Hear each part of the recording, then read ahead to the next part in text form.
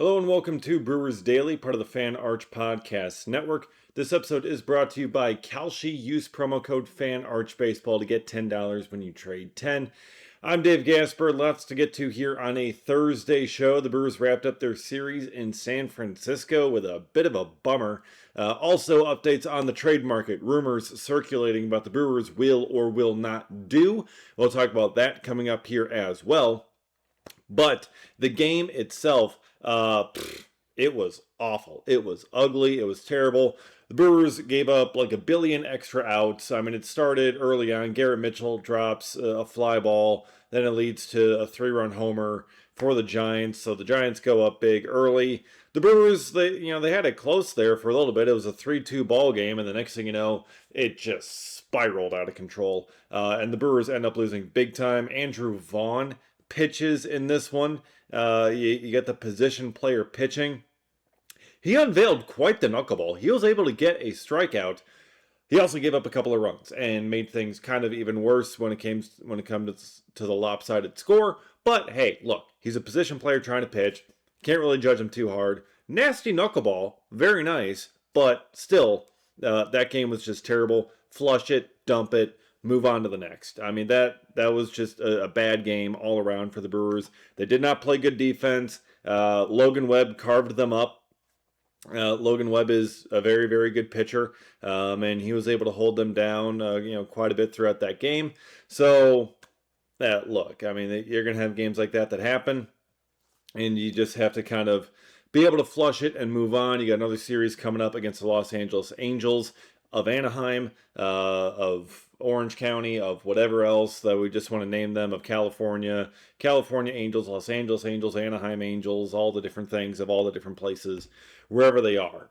But the Brewers taking on the Angels next, and the Brewers continue their West Coast trip here. The Giants have not been very good this season. They haven't won a ton of games. They have some very high-priced players, some very good players. There are some numbers where it's like, man, you'd think they'd be a lot better than they are, but they end up taking 2 of 3 here from the Brewers. Their first series loss of the second half, and the hoping to rebound after a day off here on Thursday there in Anaheim against the Angels. So that's what's coming up. But one of the things that also kind of threw this game off a little bit was the fact that it was not Shane Drowan that was pitching in this finale. It was Thomas Pannone. So, I mean, like yesterday's Kalshi thing, Shane Drowan, 6+ strikeouts. Well, so much for that. He gets pulled from the start. He gets pushed back a day here. He's going to start on Friday instead to start off this Angels series. And the Brewers called up Thomas Pannone. So we knew Pannone was there with the team in San Francisco. He was on the taxi squad, kind of being called up, or just kind of being there in case of emergency, something happens. But the Brewers clearly had a plan for him. He comes up. Garrett Stallings gets optioned down. So Pannone gets kind of the spot start, goes a couple of innings, goes 3 innings to give the Brewers something there. Then you kind of go with your Chad Patricks, and you kind of finish out the rest of the way with the bullpen there, which did not go according to plan for the Brewers. But anyways, this was by design. This was not because Shane Drowan's getting traded. This is not because of any sort of other thing there. Not because of an injury necessarily at all. It is the Brewers trying to give their main starters some extra rest while they can. The Brewers do have quite the stretch coming up here in a little bit without an off day after this off day today.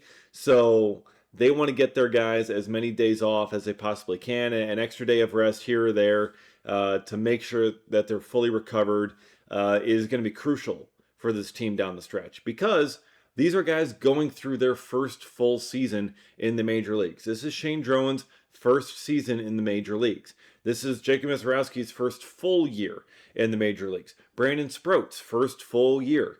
Logan Henderson, Robert Gasser, same kind of thing. These are not established major league pitchers. They have not been through a stretch like this at the big league level.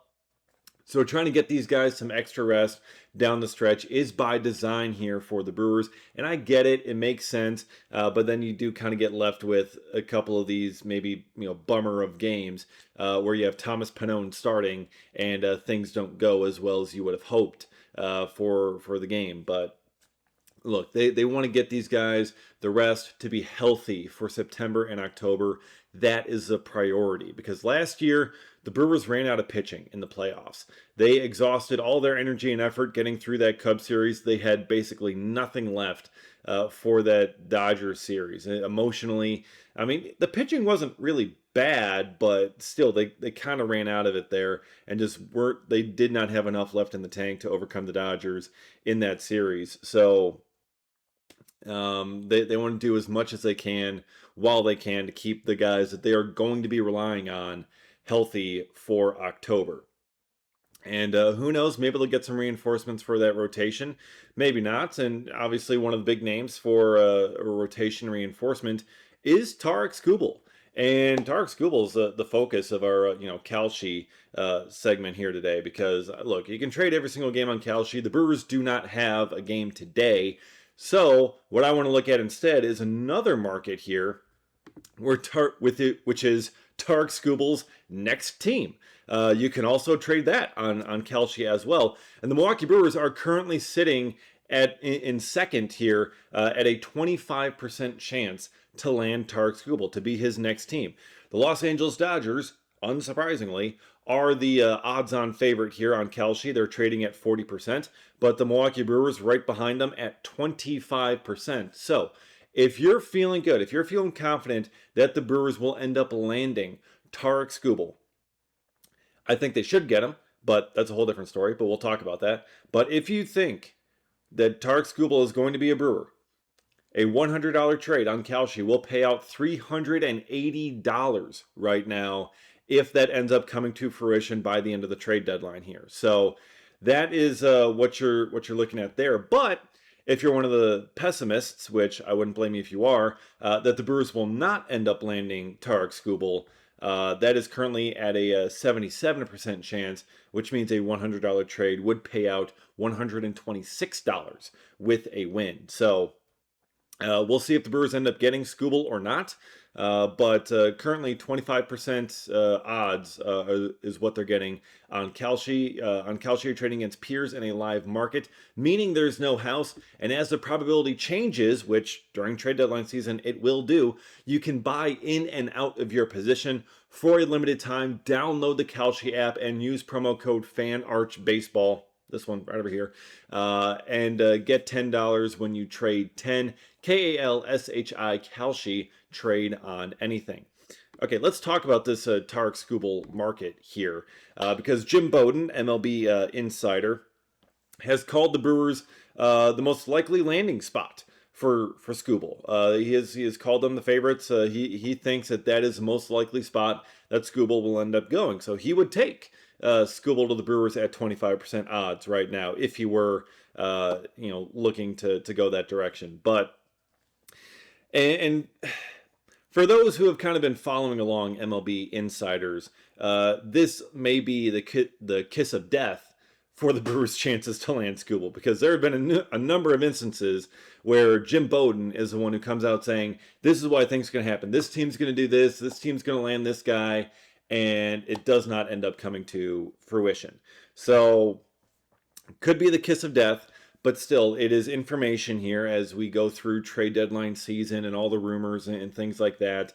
But he considers the Brewers a very likely landing spot. He's reporting that the Brewers are in on Skubal, so they are involved in the market, according to Bowden. He thinks they're the most likely landing spot. He would put them ahead of the Dodgers, the Braves, the Rays, in that order is how he described it, talking about it on foul territory. And that's his take on the situation from what he knows.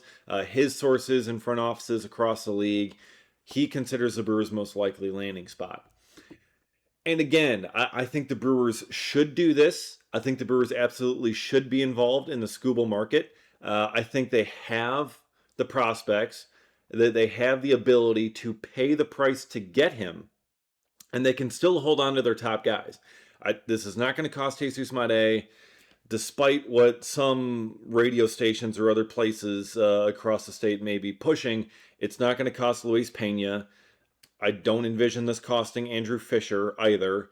So I think the Brewers are going to be able to get a deal done without it really ripping up their farm system.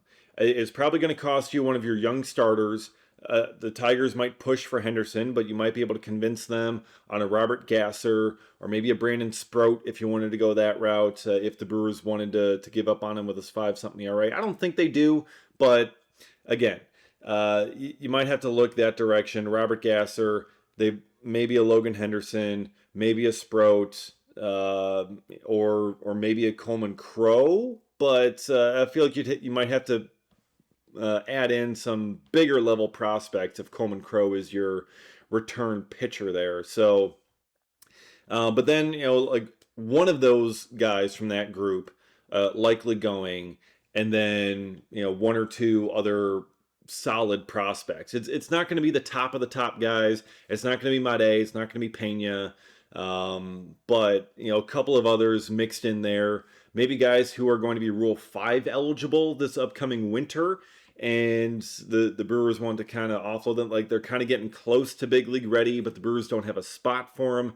That could be intriguing for them as well. But they have the pieces to be able to get this done. It's a matter of whether or not they are willing to part with those pieces to get them. That's frankly what it is. They have the best farm system in baseball. They have the ability to get anyone they want. They have the ability to get Skubal if they really want to. It is just a matter of being willing to part with the prospects and finding the right asking price here for the prospects that would make the Tigers happy enough to make the deal happen. So Jim Bowden considers them the favorite. We have seen reports that they're going to be aggressive, a bit more aggressive at this deadline. And I think they should do it. I think the time is right to do it, where you can get this guy and you can fit him in, and you have a top 3 in your rotation of Skubal, Mizorowski, Kyle Harrison. I think that is as dynamic a trio as you will find heading into October. I think that is fantastic group to have. Will they do it? We'll see. I'll believe it when I see it on the Brewers being this aggressive. I think they should do it. I want to see them be aggressive like that, but we will see if they ultimately end up coming through on something like that. But what it seems like they're not going to be coming through on is a potential reunion with Freddie Peralta, which is not entirely surprising, but we had the report here from John Heyman saying earlier on Wednesday that there's not much traction so far in the Peralta back to the Brewers talks. According to Heyman, it's a fluid situation, but multiple other teams are more involved now, and some teams believe Peralta's off year is partly the fault of the Mets and their horrible defense. So that's not really a surprise. Freddie Peralta had fantastic defense with the Milwaukee Brewers and had some pretty good years. Goes to the Mets with some bad defense, and next thing you know, he's having a bad year. So, look, I really didn't think there was much to the Freddie Peralta back to the Brewers thing to begin with. I didn't think it made much sense. I know the Brewers love him in the clubhouse and whatnot, but trading him away like that to get him back in July, especially when he's not pitching well, it just doesn't seem like something that the Brewers would do. It never really kind of seemed to make much sense for me, especially since, again, he's not pitching well. I think the Brewers would want to go a different direction. And so, again, this report here from John Heyman that there is not much traction so far really does not surprise me. I think the Mets are certainly going to be asking for something bigger in return just to try and save face. Who knows, maybe they're asking for Jet Williams back or Brandon Sprout back or something for Peralta there. But they're only selling 2 months of Peralta. Versus the Brewers selling him when he had a full year of control. You could get a qualifying offer that you could put on him, and you could get the draft pick compensation, things like that. They did that, at the right time. Getting Peralta back now, or trying to trade Peralta now, the price is just so much lower. He's not going to fetch you anything close to what he got at the beginning of the year, over the offseason when the Brewers traded him, and getting him now, I'm just not as convinced that he would be the game-changing piece that the Brewers truly need right now. Again, love Freddie Peralta, love what he did for this organization, fits great in the clubhouse, everyone loves him, yes, but it doesn't make much sense to me to see Freddie Peralta get traded back to the Brewers after all this. So this report here from John Heyman that there is not traction so far and other teams are involved. I think other teams are going to remain involved. I think the Brewers are going to kind of stay on the outskirts of that kind of negotiation. And if the reports are true that the Brewers are thinking big and wanting to be aggressive this year, they're going to be aiming higher than Freddie Peralta. No disrespect to him. Again, love Freddie Peralta, but I think that's where they're going to end up trying to aim if they're truly thinking big. Otherwise, I think the Brewers will get someone else that they're going to be trying to bring in and make this rotation really go the rest of the way. I think there's just going to be too many other teams involved for Peralta there. So, look, it's certainly going to be an interesting trade market, how all of this plays out with only a couple of days left to go. We've already seen one trade happen here with the Angels, that's who the Brewers are about to take on. Logan O'Hoppe going to the Texas Rangers. Chase Silseth, say that name 5 times fast, my goodness. The reliever there, he goes to the Rangers as well. So the Angels are selling off a couple of pieces. They may sell off a couple of more during this series over the weekend against the Brewers. And who knows? Maybe when this series is over, the Brewers might be taking a couple of, maybe taking one or two of those Angels along with them back home to Milwaukee. So that certainly could be a possibility as well. The Angels line up as a potential trade partner for some other guys. But we will, continue to get into that and talk about that and everything else here with the trade deadline coming up on Brewers Daily. So be sure to subscribe and get notified if you have not already. Follow me on X as well at dgasper24. Appreciate all of you watching and listening, and we'll see you again next time for another episode of Brewers Daily.